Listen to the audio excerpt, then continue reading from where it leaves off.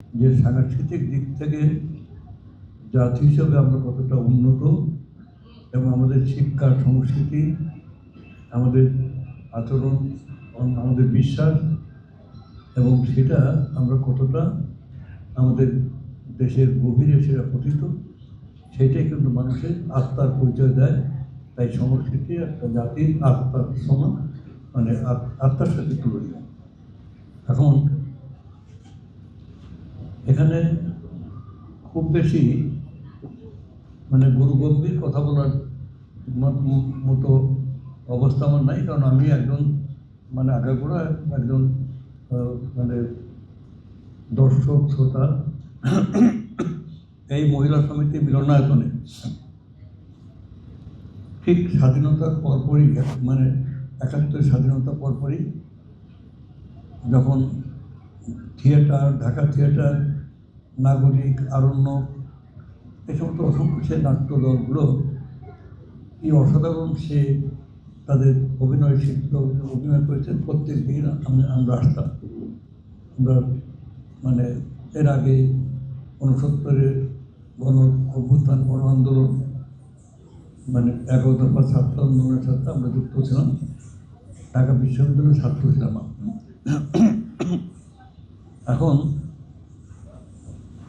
তাহলে এখানে যে নাটকের যে মানে চর্চা হতো, সেটা কিন্তু কোনো অংশেই কোনো দিক থেকেই অন্য দেশের তুলনায় সেটা কোনো অংশে সেটা কম ছিল না।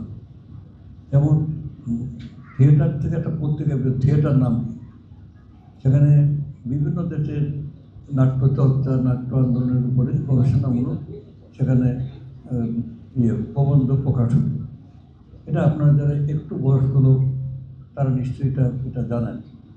এখানে শিল্প, সঙ্গীত, নৃত্যকলার এক অপূর্ব মানে পীঠস্থানে পরিণত ছিল এই বেরিরও।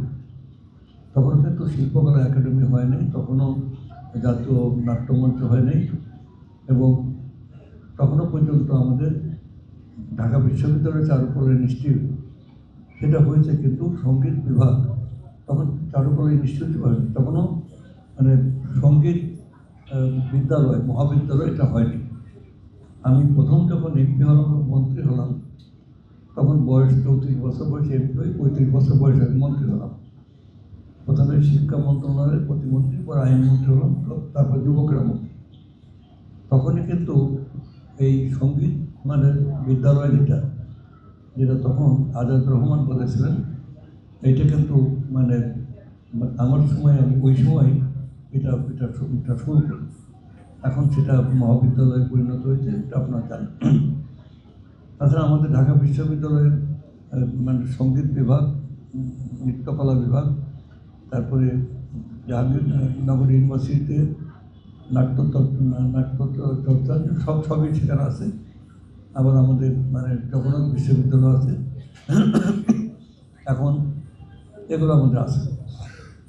আমি শুধু এটুকু বলতে চাই, একটা দেশে বা একটা জাতিতে মানে কখনো কখনো অন্ধকার সময় আসে, কখনো কখনো আবার সেই অন্ধকার কেটে আবার নতুন সূর্য উদয় হয়। এই যে অন্ধকার সময়টাকে ইতিহাসে যদি আপনার তাকান, এটাকে আমরা অন্ধকার যুগ হিসেবে চিহ্নিত করি। ঠিক তেমনি অন্ধকার যুগ আপনার ইউরোপ এক সময় দেখা যায়, এবং সেই অন্ধকার যুগের বিরুদ্ধে তখন কিন্তু সবচেয়ে প্রথম সোচ্চার হয়ে ওঠে সেখানে এই মানে শিল্পী, সাহিত্যিক, কবি